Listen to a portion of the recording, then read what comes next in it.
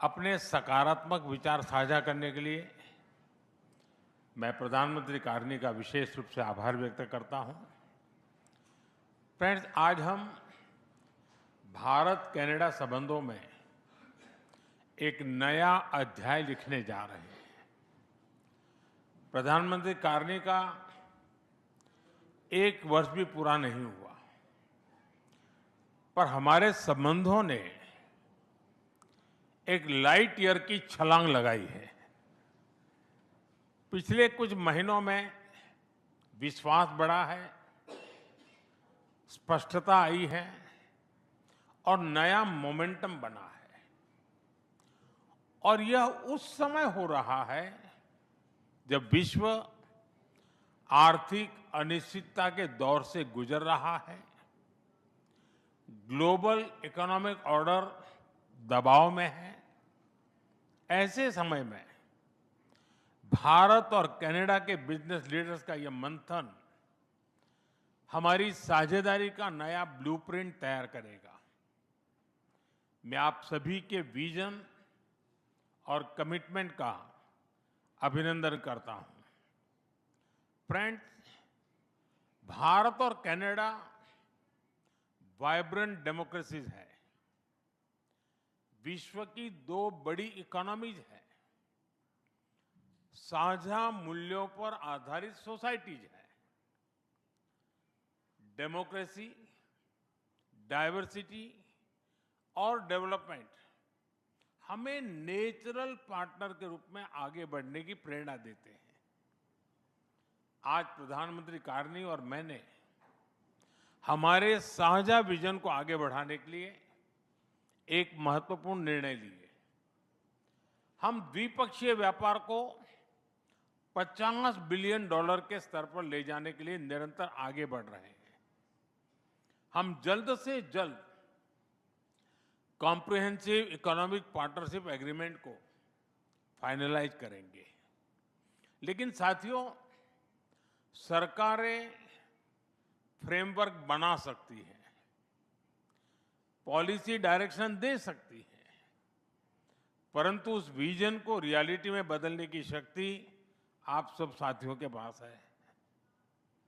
Friends, आज भारत दुनिया की फास्टेस्ट ग्रोइंग मेजर इकोनॉमी में है।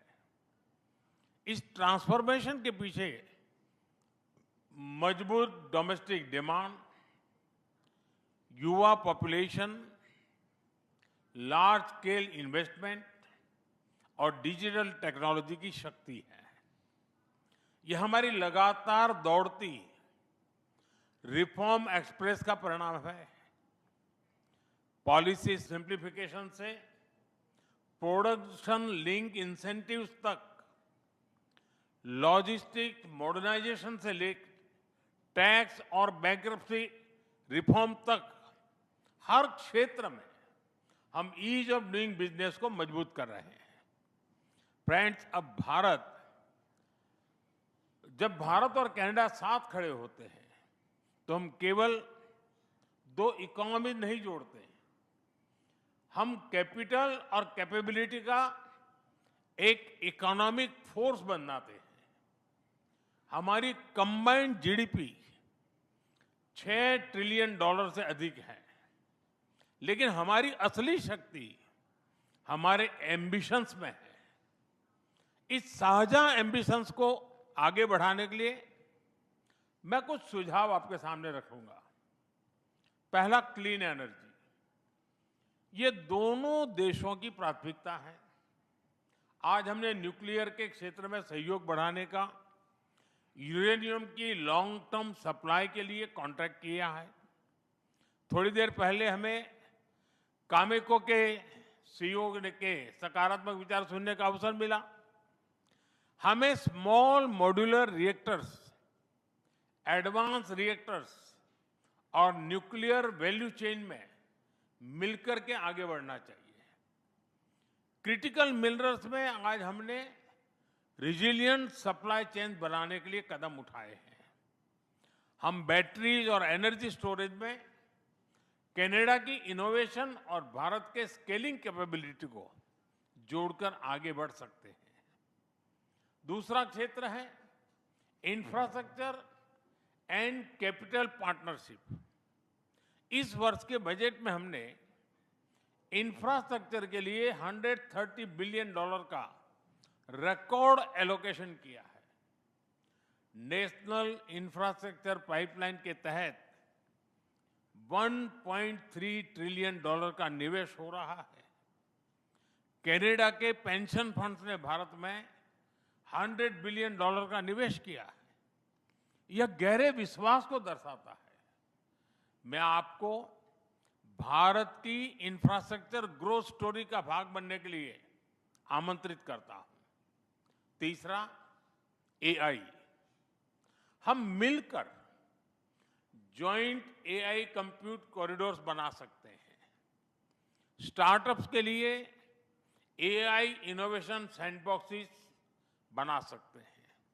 चौथा, manufacturing and technology, electronics, aerospace और इंजीनियरिंग में कनाडा की टेक्नोलॉजी और भारत के स्केल को जोड़कर हम ग्लोबल वैल्यू चेन्स को सशक्त बना सकते हैं। पांचवा, फूड प्रोसेसिंग। आज भारत में mega food parks, cold chains, food testing lab तेजी से बन रहे हैं। यह भी हमारे विन विन सहयोग का एक और सशक्त उदाहरण बन सकता है। फ्रेंड, हमारी साझेदारी केवल नेशनल कैपिटल तक सीमित नहीं रहनी चाहिए। हमें इसे स्टेट्स और प्रोविंसेस तक ले जाना होगा। अल्बर्टा के नेचुरल रिसोर्सेज को गुजरात और राजस्थान के रिन्यूएबल एम्बिशंस से जोड़ना होगा। ओंटारियो की मैन्युफैक्चरिंग स्ट्रेंथ को तमिलनाडु और महाराष्ट्र के इंडस्ट्रियल क्लस्टर्स के साथ मिलाना होगा।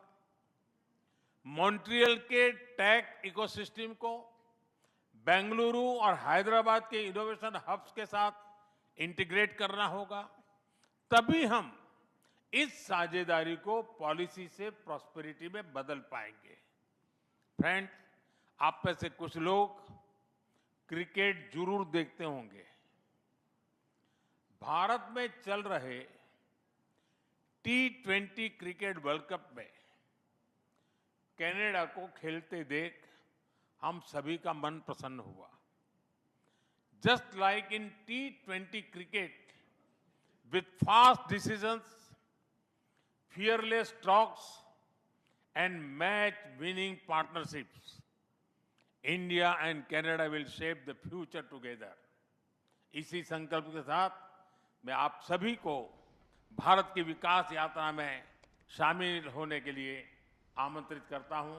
बहुत बहुत धन्यवाद।